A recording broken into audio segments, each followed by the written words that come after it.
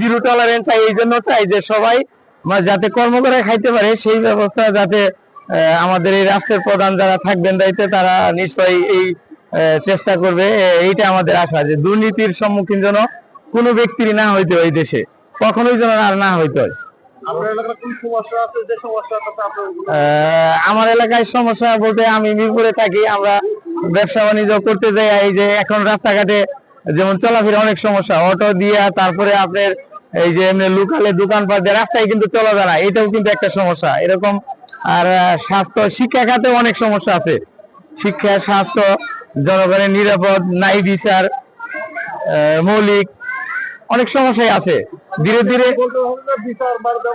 বিচার ব্যবস্থা অর্থনীতি যদি এগুলো যদি ঠিক রাখে তাহলে আপনার এই যে চাঁদাবাজ বলি সেই জিনিসগুলো আমাদের নির্মূল হয়ে আসবে। অর্থনীতির সাথে চাঁদাবাজ জড়িত, এটা বলতে অর্থনীতির মূল কারণই হচ্ছে এটা চাঁদাবাজের একটা অংশ।